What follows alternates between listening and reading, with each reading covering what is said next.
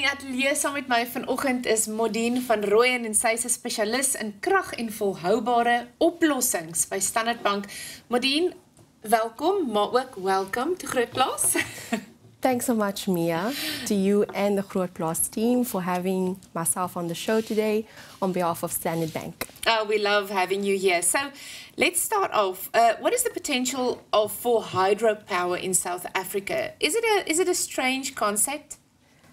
So let me start off by saying, Mia, in Standard Bank, we bank quite a few businesses, right? And we actually had to segment these businesses according to their turnover. The segment that I support from a technical perspective, we refer to as business and commercial banking.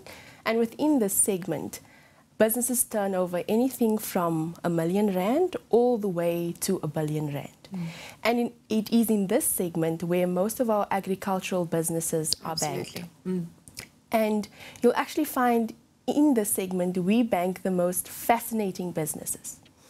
And also the most resilient businesses, businesses that have stand through the test of time and actually solve for challenges on their own.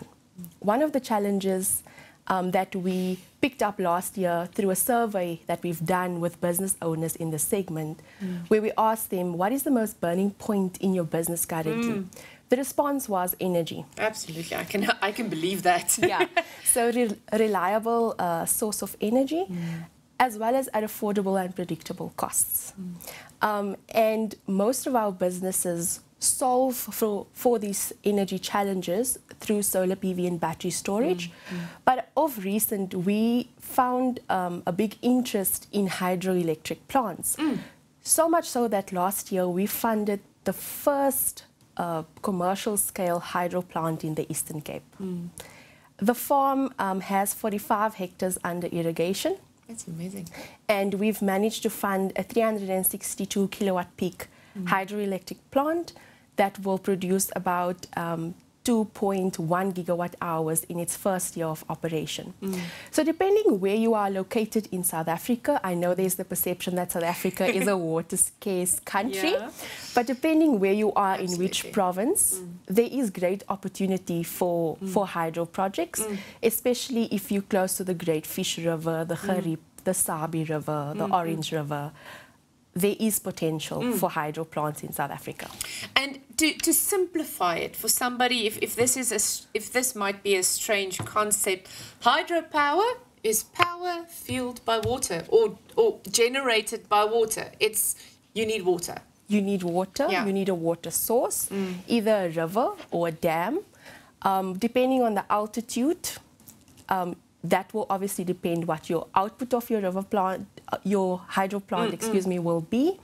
But definitely, you divert water out of the river, out of the dam. It flows through the hydro turbine, and the water then goes back into the river. So actually, from an environmental perspective, Mia, there's very little impact if you do things correctly up front. When did you guys see the spark of interest picking up? Just for interest's sake. So mostly in our agricultural sector, you know, our farmers, as they say in Afrikaans, 'n boer maak 'n plan. 'n boer maak 'n plan. Dis die mooiste Afrikaanse woorde wat daar is. And exactly that. We saw interest coming through mostly from our farmers. Obviously, farmers have the benefit of sometimes being situated close to a water source. Compared to our urban areas, our manufacturing businesses, that's unfortunately not so fortunate. Now, a fact is, you know, South Africa or any other country, the world needs food security and energy. That's the big need. Now, I'm thinking, you know, why can't we just use water to generate electricity and meet food demands? I mean, what's your opinion on that?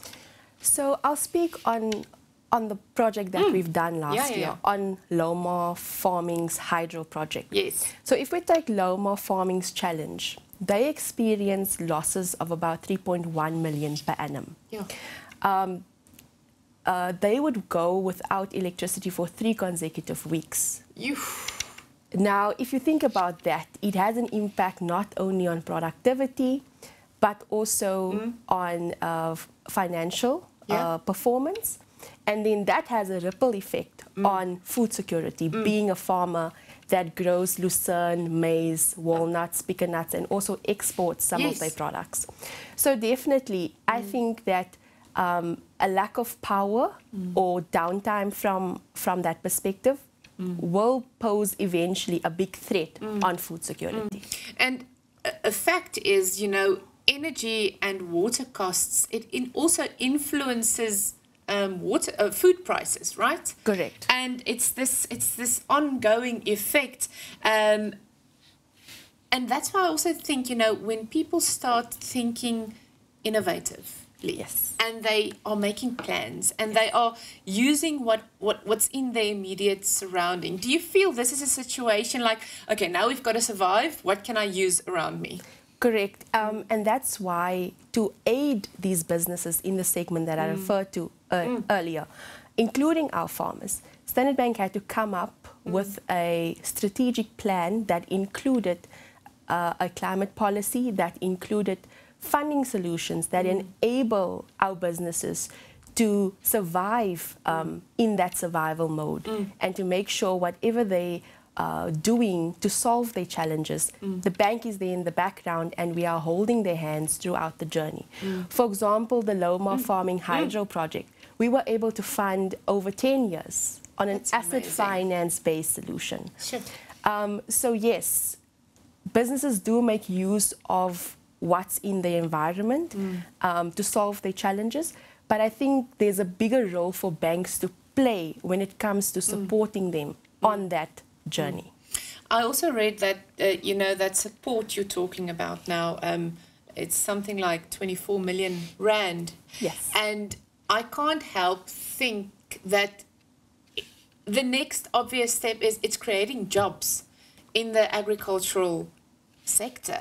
Good. And that is so needed. I think to work in the agricultural sector is so amazing, and it's really cool. So yeah, it's amazing that you guys are doing. Tell me more about, you know, how many jobs are you guys expecting to create?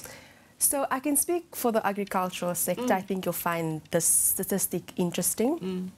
So between the years 21 and 2022, we saw an increase in investment in renewable energy from farmers specifically, increased by 23%. During the years 2022 and 2023, we've seen a further uptake of 68% increase in investment. Yeah, that's a big jump. So if you think about it and you sit down, you're starting to see that these businesses have no choice. To save the business, firstly, and to save the employees from unemployment, which is also another big challenge that we have in the country, they have to make these strategic decisions to future-proof the business. Yeah.